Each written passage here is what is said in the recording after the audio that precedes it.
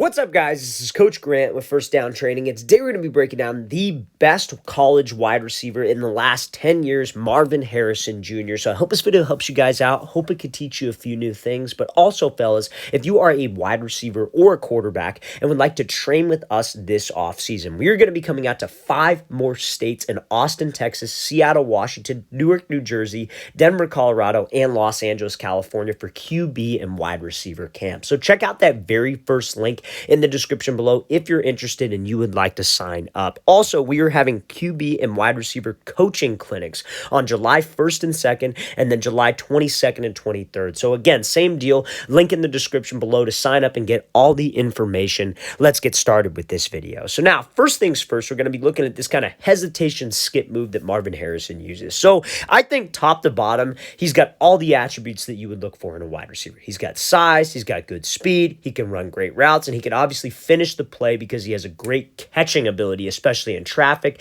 and 50-50 balls. So we're going to cover all of those things in this video today, but we're going to be looking at this release here first. So a lot of wide receivers try to use different releases that involve like this, like kind of what you see right here from Harrison, this little hesitation skip that he does with his inside foot, his left foot. So we're going to talk about that. So off the line of scrimmage, Harrison's got this coverage on the goal line where he has like a DB who's, in head-up coverage, lined up right in front of him, man-to-man coverage, watching his hips. Now, not only is a DB reading our hips and reading our body language, he is also reading our speed. So that's why so many wide receivers like to use these different hesitation moves, because they're trying to change up the tempo on a DB. And when you can change up the tempo, that makes you unpredictable. So this hesitation skip is how you can do that. So this is something that I've been kind of hesitant, no pun intended, to work with my wide receivers, because I feel like it's something that's harder to teach. But I think this is a great way to think of it and a great way to learn this. So if you're going to be doing a hesitation move, you almost want to think of it like a double step with whatever foot that you're trying to hesitate on. So like, let's say, for example, you want to hesitate on your third step. So like, let's say, again, it's left, right, that's his second step, and then you want to hesitate on your third step, which is his left foot. You take a double step. So it'd be left, right, left, then you throw the right. So let me show you and explain what I mean. So you step with the left, that's the hesitation step. You step with the left again, and then you throw your move. You throw your crossover, or you throw your jab step. You could throw a crossover where you step with the right, then fake again with the left, where you do a 1-2, whatever it is. But whatever foot that you want to hesitate on, it's like a double step. So let's say you want to hesitate on your second step. So you step with the right foot first, you go left, then right. That hesitation step, the only reason we use it as a wide receiver is to just change up the tempo on the DB, make him think about what we're doing, think about the speed change, and maybe think that we are running a fade. You could also build on this with other routes, because Harrison, when he comes up to the line, again, this is why he's such a dangerous receiver. 6'5", big, strong dude, has great ball skills. He's always going to be a threat of a goal line fade. So maybe a couple times, whether you're backside on a play, maybe you're getting a route, you use this hesitation move to run a fade, even if you don't get the ball. So you run up and you take this little hesitation step right here with the left foot, and then you just drive off the left foot and you go run this fade to the back pylon. Now maybe the DB's seen it. Maybe whenever he sees that change in tempo, he expects that fade. So now we hit him with that little hesitation move, throw a jab, get him to jump. And again, you see of this able to get on that slant route with that move. So that's a textbook hesitation skip there from Harrison. Again, a lot of wide receivers try to get super fancy with their hesitation moves. They'll slide, they do all this fancy footwork. Just think of it like a double step. If you think of it like a right step or a left before you throw a move, that's a way easier way to practice that and actually get it down rather than just like hopping. So many wide receivers will jump, they hop, they lose explosion, and that's not how you want to do that move. Okay, so now we're going to be talking about a great example of his knowledge off the line of scrimmage versus press. So I think a lot of younger wide receivers, especially high school guys, especially youth guys, they neglect working on their press releases and understanding different press concepts because they don't see it that often in a game. Now, I'm not talking about camps. I'm not talking about 7-on-7. I'm talking about live game full pads.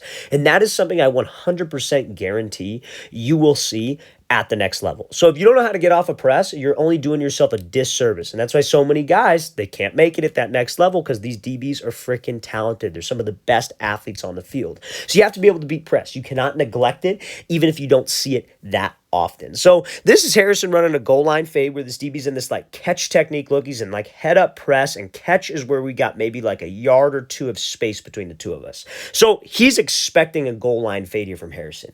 He's expecting Harrison to just try to run around him, try to get hands on him, and just force him all the way to the sideline. So he doesn't have any room to be able to get that head top catch over this DB. So let's play at full speed. Let's watch what he does. So he comes off the ball, jab, closes the space, gives him a move inside, and you see how he's able to get just a couple steps of separation. That is enough to finish that play. So let's break this thing down. So anytime, like imagine if Harrison just off the ball gave a quick jab, like a hard move to the inside, but maintained this space from the DB. So what? If we maintain this space from the DB, we still have to get to that back pylon. And even if I get him to jump on my release, he could still cut me off to the angle and force me all the way to that sideline. We have to make this DB uncomfortable. I have to almost think of it like I am stepping onto his toes.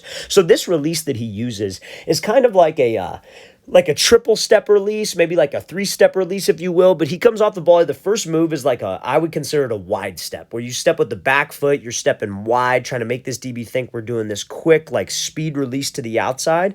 And then he gives this kind of like crossover move to the inside. So he goes wide step, crossover, right? But that wide step served to close the distance. That got us onto the DB's toes.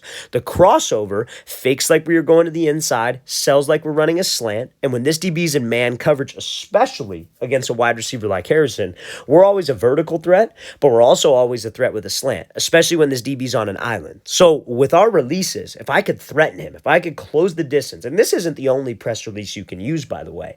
There are a million different press releases that can work here. It's just the concept of this press release. Closing the distance, making him miss. Close the distance, make him miss. So he closes the space here, and when he throws this crossover, you see how he actually steps outside the DB's frame. His hips, his shoulders. It makes it look like he's running a slant because this DB is, again, still threatened by it when he's on an island, especially against a big wide receiver. And all it takes when you have a talented quarterback, when you are a bigger wide receiver, all you need is a step on this DB. And that is an easy completion for that quarterback because all he's got to do is just give you a chance and we can catch that thing and finish with the rock. Let's play this thing again, full speed one more time. Great job by Harrison using that release to create space and then winning over the top on this route. So now, next example we're going to be talking about here is how bigger wide receivers can get separation by using their size. So many big guys, I feel, are a little bit on the softer side of things. They're kind of afraid to get physical. They're afraid to use their size, their strength, especially against a smaller DB. You guys have an advantage with your size. You have to use it. Now, even if you're not the biggest guy in the world, this technique will still work because it's not going to allow you to get manhandled out there. You may not get as much success as Harrison does, but you're not going to get manhandled by doing this. So he's running a dig route versus a DB who's kind of like head up press. So let's watch what he does here off the line. So he gives a move outside, gets the DB to jump, leans into him at the break point, draws probably a pass interference, a little bit of holding, and he's able to withstand and make this catch in traffic. So number one, these are the types of catches that scouts look for. Like if you're a high school wide receiver, those catches right here in traffic while you're getting hit, while you're getting grabbed on, you got a safety coming over the top. This is what they want to see. Catches will draw a coach's eye because they don't want the wide receivers who can only catch a wide open pass. Highlights, plays that stand out, or plays that coaches don't expect you to make. These are the plays that they don't expect them to make. Like a lot of wide receivers, I'm getting held, it's PI, he's grabbing me, I'm not going to make this catch.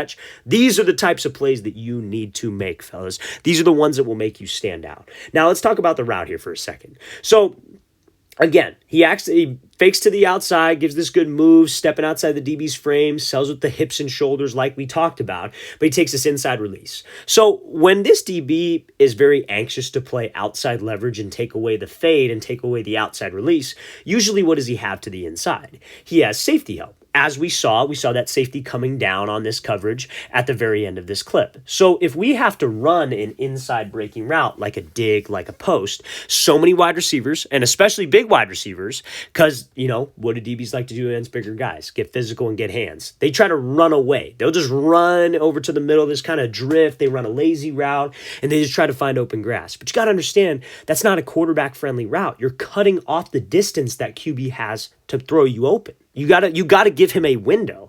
So getting skinny is how you give him a window. So what does getting skinny mean? Getting skinny means staying low with your pad level and trying to get hip to hip with the DB, almost like you are leaning into him being physical. Now, what this can do is this can draw a holding call, but also at the break point, if this DB doesn't hold, and again, like Harrison, like kind of pushes right here. Like they're probably not going to call that on the offense because obviously he's getting grabbed. But if you just can almost lean into him with your body at the break point, when you cut, you're going to get a ton of separation. You almost want to lean into him and push off of him without actually pushing. Keep your elbows in. You almost like push off with your shoulder rather than extend your arm and push. And that's how we don't get called. But that is solely from using our size, getting skinny, and being physical at the break point. Guys, we have to be physical because these DBs are going to be physical, especially a talented DB. I 100% guarantee he will be physical. So this is a great job by Harrison getting that separation by doing that. Getting over the middle, creating a bigger window. Because again, you see this safety coming over the top. Imagine if he just ran this thing and ran away from the DB, avoiding contact, didn't get skinny. You're running right into a safety, and you are not going to get that ball. When that DB lines up outside shade press, or he's anxious to take away the outside route, know he has help inside. And when he has help inside, he wants to force you directly to that help. So we have to get skinny. And again, obviously, great job being strong with the catch and putting the ball away. So let's play this again, full speed one more time. Great job by Harrison attacking outside, taking the inside release, and getting skinny to create that separation. And obviously drawing a PI call. Okay, so now one last thing I want to talk about here in terms of catching, just in terms of catching.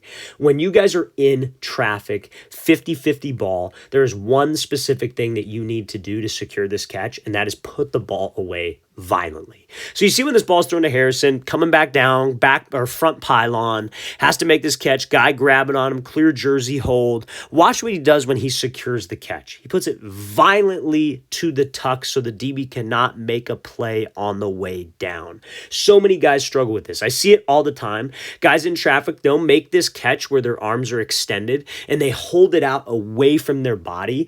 I don't even know why. There's no benefit of that. I think they're trying to hold it away from maybe the DB, but trust me, fellas, a DB is going to play our hands. He is going to try to because again, especially if it's a 50-50 jump ball, that DB is not jumping for a jump ball fade with his eyes looking back to the quarterback, or at least he shouldn't be, right? He's playing us. So when we go up and he sees my hands and he sees us secure the catch, but we don't put it away, he's going to shoot his hand right through the middle of mine and knock this ball out. So on the way down, fellas, you have to be violent to the tuck. Let's put that thing away as quickly as possible so we can secure it. Worry about my feet getting down, worry about making something happen when I land, and ultimately just securing the catch. That is what makes guys dangerous in the red zone, and they will get those 50-50 opportunities. Like everybody knows to go up and high point the ball, go up strong. That's basic advice, and some people need that basic advice. I get it. But when you secure that catch, let's rip it away violently. Let's make sure we secure that catch. Let's play it again, full speed one more time. Great job by Harrison making that play on that front pylon and then securing the catch so the DB cannot play this thing on the way down. All right, fellas, really want to thank you for watching. I really appreciate it. If you have any questions at all, don't hesitate to leave those in the comment section below. Always appreciate the feedback. It's always great to hear from you guys. And again, fellas, if you would like to come out and train with us in 5 more states, Austin, Texas, all the way to Los Angeles, California, and if you are a QB or wide receiver coach, we are having 2 coaching clinics this July. So check out that very first link in the description below if you'd like some more information. I'll see you guys next time.